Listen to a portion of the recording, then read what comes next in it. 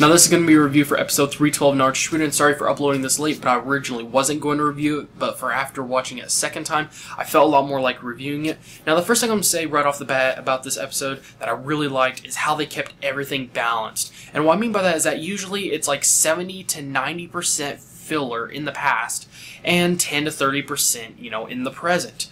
Now they did a good job of going back and forth and helping things make more sense.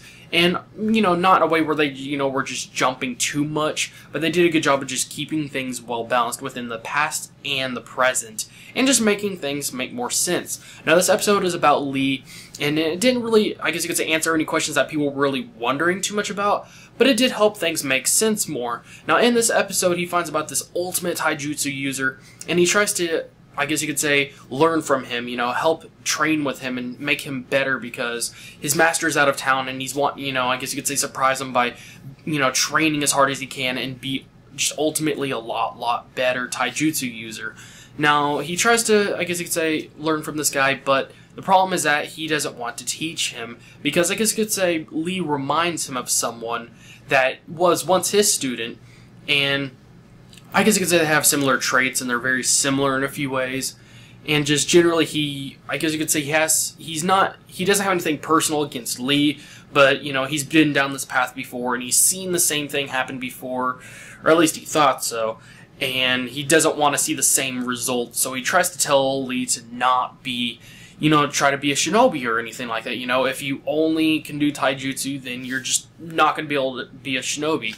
And just the way I guess you could say, after going through that and everything, it helped make things more sense because what made more sense was because, I guess you could say this was one of the points that helped him try harder, gave him a better reason to keep on trying, but also reminded him of, why he was the way he was and why, he keeps on trying to keep on going and just push it past the limit overall. And also, there was a move, I guess you could say, I can't remember what it was called, but the one where he spins around and hits someone on the ground. This is actually what inspired him to create that move. And I gotta say, that actually does make a lot of sense, and that was a really good thing that kind of added in. And it was really great to see that he actually had that based upon some inspiration instead of just randomly coming up with it, which would have been more creative in a way, but there was actually a good reason why he created that move. And if you want to, know exactly why, then you would have to watch the episode.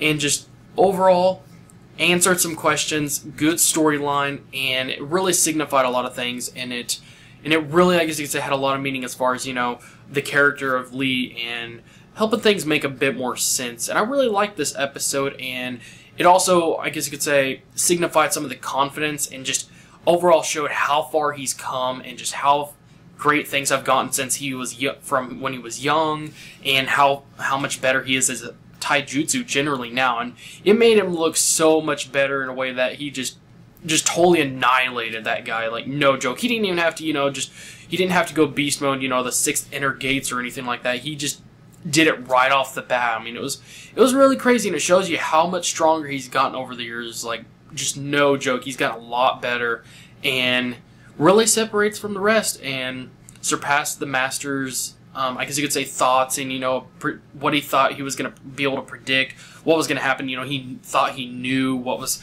going to happen along this path, but things were really overall good in this episode. So I definitely give this a 4 out of 5. Like I said, they could have slacked off in a few ways, but they definitely did a good job of, I guess you could say, not showing that the slack off or making a really pointless, empty kind of episode. And they did a great job of keeping things balanced and keeping you entertained, and also, I guess you could say, like I said, making more sense and just making this a really good episode overall.